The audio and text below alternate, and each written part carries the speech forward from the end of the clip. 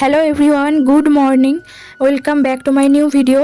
দিনটি ছিল 9th June, সোমবার। আর আগের দিন যেহেতু হঠাৎই নার্সিংহোমে ভর্তি হতে হয়েছিল, তাই কোনো রকম হসপিটাল ব্যাগ প্যাকিং ছিল না। তার জন্য মা সকালবেলা একটা টুথপেস্ট, ব্রাশ আর একটা সাবান কিনে দিয়ে 8:30টার দিকে বাড়ি চলে গেছে। সৌতিক দিতে গিয়েছিল। আর সৌতিক আসার সময় আমার জন্য পরোটা ঘুগনি নিয়ে এসেছিল। আমি টিফিন করে নিয়েছি আর ও ডিউটি জয়েন করেছে। আর মাও ছিল না, তাই ভাবলাম একা একা কি করব, এগুলো সব গুছিয়ে রাখি। ওই জন্যই সব গুছিয়ে রাখছিলাম। আর মা বাড়ি থেকে ডেলিভারির জন্য যেই সব জিনিস লাগে সেই সবই নিয়ে আসবে, যেহেতু আগে থেকে কিছু আনা হয়নি। এমনি হ্যাঁ, একটা পরিষ্কার কাপড় আনা হয়েছিল যদি হঠাৎই ডেলিভারি হয়, ওই জন্য নিয়ে আসা হয়েছিল। যেহেতু আগের দিন ডেলিভারি হয়নি, তাই সেই যা যা লাগবে সেই সব নিয়ে আসবে। আর দুপুরে খাওয়ার জন্য ভাতও রান্না করে নিয়ে আসবে। সব কিছু গুছিয়ে রাখার পর একটু কেবিনের মধ্যে একটু হাঁটাহাঁটি করছিলাম। আর তার মধ্যে একবার সৌতিকও এসেছিল, আমার যত রকমের রিপোর্ট ছিল সেগুলো নিয়ে গিয়েছিল। সেই রিপোর্টগুলো এনে আবার সব বাইরে বের করে রেখে চলে গেছে, সেইগুলো আমি আবার গুছিয়ে রাখলাম।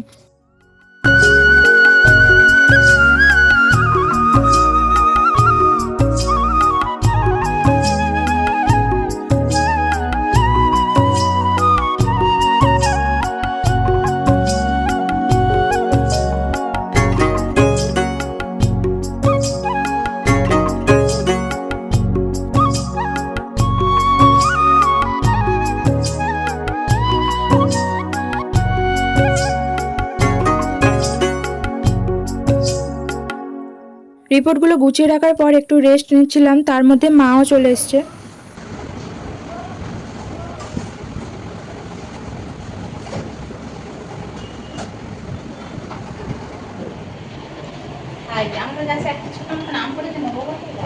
কে নাম যে কাটা ছিল নিয়ে চলে আসুন। কাটা বলতে এমনি সেটা বাবাকে বলে খেলে দেয়, ভালো নিয়ে আমি নিয়ে এসেছি। এই যে বাবুর ভাত হয়ে যেতাম, চেপে চেপে এনেছি তো। থাক, সেরকম নয়, রাতে খাওয়া যাবে, কোনো রেডি থাকতে হয়। ওই জন্য তো আবার বলি যদি রিকোয়েস্টার খায়, ওই জন্য আবার চেপে চেপে নিয়ে তুমি ভাত। কি ডাল করেন? ডাল না, মাছের ঝোল করেছি। মা বাড়ি থেকে ঢেঁড়স চচ্চড়ি আর মাছের ঝোল করে নিয়ে এসেছিল। খাওয়ার পর রেস্ট নিচ্ছিলাম, তখন আবার অল্প অল্প ওয়াটার ব্রেক করছিল। তারপর উঠে একটু ফ্রেশ হয়ে নিলাম। আর আজই 4টের সময় আমি যে ডক্টরকে দেখাই আউটডোর ছিল। আর আজকেরই আমার লাস্ট চেক আপ ছিল, দেখে আজকেরই ডেলিভারি ডেট দিত, কিন্তু তার আগেই এত কিছু হয়ে গেল। মা আমাকে ফল কেটে দিয়েছিল আর সেগুলোই খেয়ে নিয়েছিলাম, কারণ জানতাম না তখনও ডেলিভারি হবে কি হবে না, আর যদি হয় আর এরপর কিছু খেতেও পারবো না। আর সত্যি বলতে খুব টেনশন হচ্ছিল, আর এদিকে ভয়ও লাগছিল। ডক্টর দেখার পর কি বলবে না বলবে এইসবই মাথায় ঘুরছিল শুধু। আমি রেডি হয়ে বসেছিলাম আর এদিকে সৌতিকও চলে এসেছিল আমাকে নিতে। ডক্টর চেক আপের সময় যখন বেবির হার্টবিট দেখে, আগের দিন ইউএসজি করে গেছে, রিপোর্টে যা হার্টবিট এসছে তার থেকে 26 পুরো কমে গেছে, মানে অনেকটাই কমে গেছিলো। আর যেহেতু কাল থেকে একভাবে ওয়াটার ব্রেক হয়ে যাচ্ছিলো, সবসময় হচ্ছিল না, মাঝের মধ্যেই হচ্ছিল।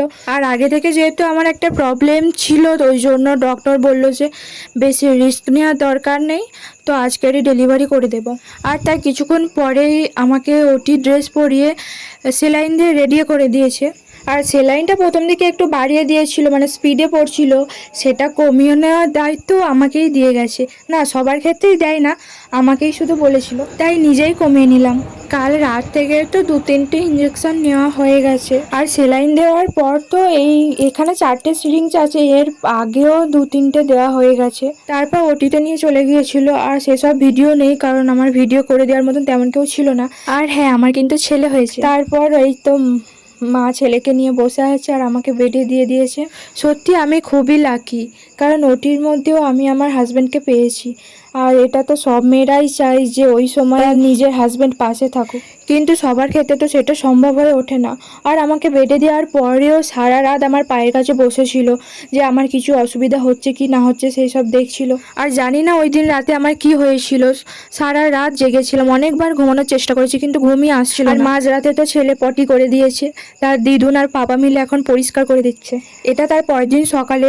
ওটির আগে শ্বশুরমশাই এসেছিল, আর শ্বশুরবাড়ি থেকে তেমন কেউ আসতে পারেনি, কারণ অত দূর থেকে আসা কারোর পক্ষে সম্ভব হয়ে ওঠেনি। আর আমার ননদ ভিডিও কল করেছিল তার ভাইপোকে দেখার জন্য। শ্বশুরমশাই আগের দিন রাতে নার্সিংহোমেই থেকে গিয়েছিল, আর এখন বেরিয়ে পড়েছে ডিউটি যাওয়ার জন্য।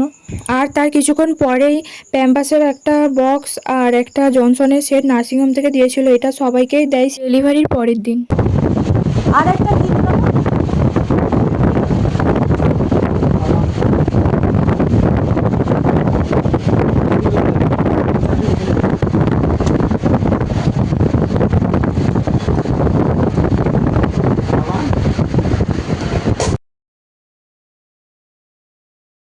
মা তো সকালবেলা ছেলেকে খাইয়ে দিয়ে বাড়ি চলে গেছিল, আর আমি যে কদিন নার্সিংহোমে ছিলাম মা প্রত্যেক দিনই সকালে চলে যেত, বাড়িতে যেসব কাজ থাকতো সেইগুলো করে আবার দুপুরে রান্না করে নিয়ে আসতো। আর যে টাইমটুকু মা থাকতো না সেই টাইমটুকু দেখা মানে ছেলেকে দেখার দায়িত্ব তার পাপারই থাকতো। এই যে মা চলে যাওয়ার পর ছেলেকে খাইয়ে দিচ্ছে তার পাপা। আর সত্যি কথা বলতে সৌথিক আগে থেকে খুবই কেয়ারিং ছিল, আর বাবা হওয়ার পর তো আরো কেয়ারিং হয়ে গেছে। একটা ছেলে থেকে বাবা হওয়ার পর যে তার কতটা দায়িত্ব বেড়ে যায় ওকে না দেখলে জানতেই পারতাম না। আর এখানে ছেলের বার্থ সার্টিফিকেটের জন্য ফর্ম ফিল আপ করছে, তার মধ্যে আবার ছেলে ঘুম থেকে উঠে কাঁদতে আরম্ভ করে দিয়েছে, আর ও ছেলেকে সামলাচ্ছিল, আর আমি তো তখনও দাঁড়াতেই পারতাম না।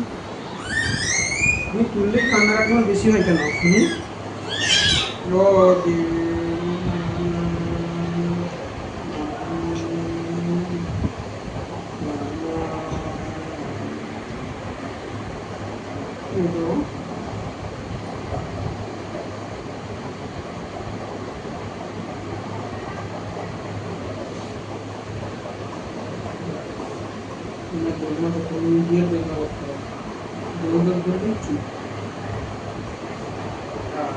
আমি তো মাকে তাই বলছি মনে হয় এবার থেকে দোলাই শোয়াতে হবে।